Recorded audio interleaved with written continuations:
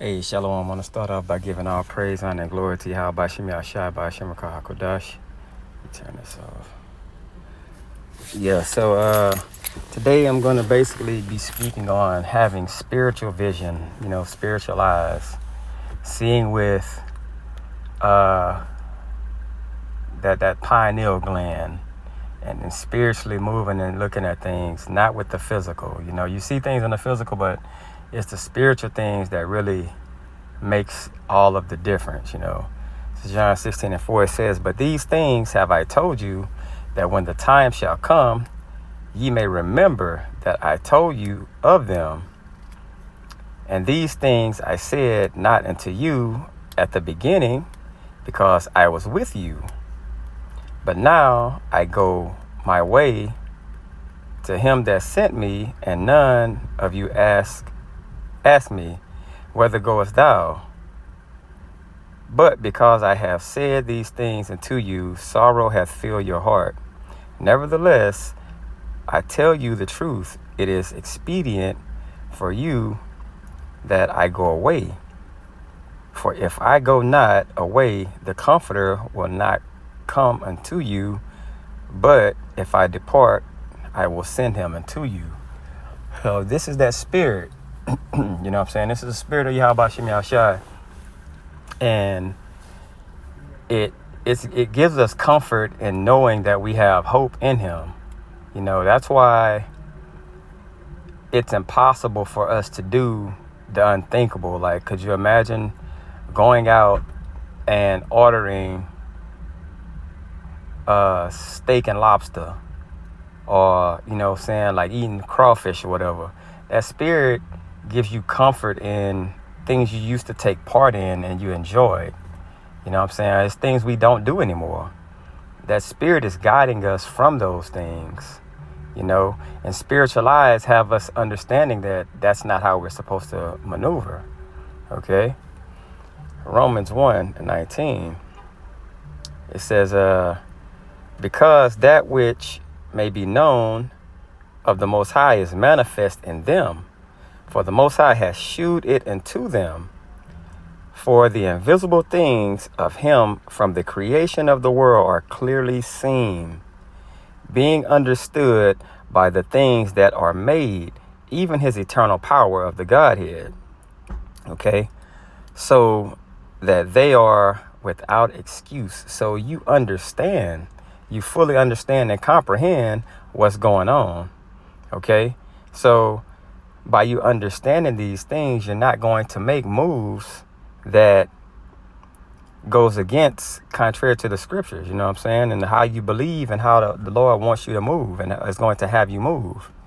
Okay, so it's no excuse for you to go out and eat abominable foods.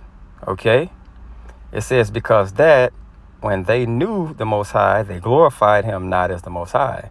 Neither were thankful, but became vain in their imaginations, and their foolish hearts was darkened. Okay? Professing themselves to be wise, they became fools. Okay, so we have to be in a mind frame of understanding that we have to look with spiritual eyes through everything. You know what I'm saying? And it gets to a point to where it's just natural. You see everything with spiritual eyes. It's no fighting it, because we understand that the spirit is moving us to see and witness things differently from your normal person. You know what I'm saying?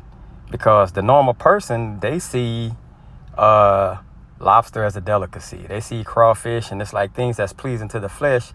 They can't see nothing wrong with that, because they're looking with physical eyes and they're not seeing with spiritual eyes to see like we have, 1 Corinthians 2:9. But as it is written, eye has not seen, nor ear heard, neither has entered into the heart of man. The heart is the mind.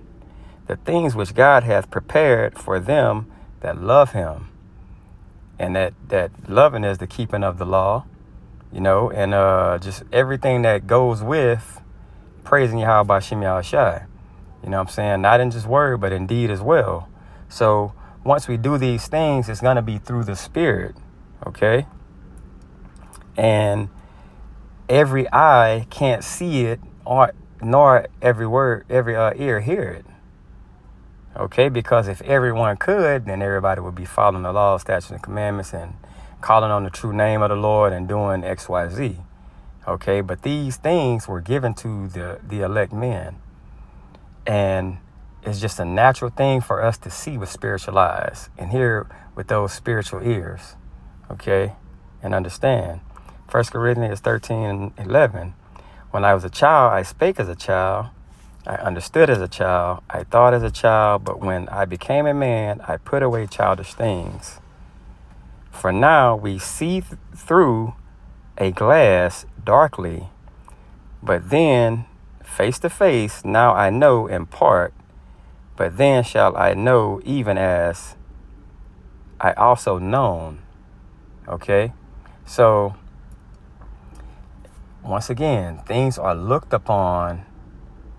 You see it like you used to see it, but now it has more meaning and it goes more into depth. Like if you saw John 3:16, you thought that was everybody. But now when the Spirit came upon you and you got understanding of the words and the scriptures, you still see it as God so loved the world.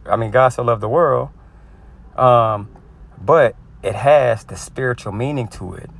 Those eyes opened it up for you to understand that that's not what it means. You know what I'm saying? Spiritual eyes open. You just understand these things and it just like it opens up, and it's not going to be just no regular, this is what it is. You can break it down and understand better because the Spirit allows you to do that. Everybody can't do that. John 3:16 to everybody is John 3:16, but when that spiritual awakening happens and you see it for what it really is, you can go to Numbers and go back to John 3:14 and break it down the way it's supposed to be broke down. Okay, with that, I want to say shalom.